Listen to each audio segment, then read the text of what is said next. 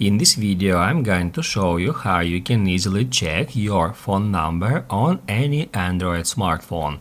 Today, I'm going to use Samsung Galaxy S23.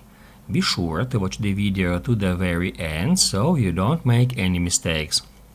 Let's get started, guys, and first off, you need to head over to Settings.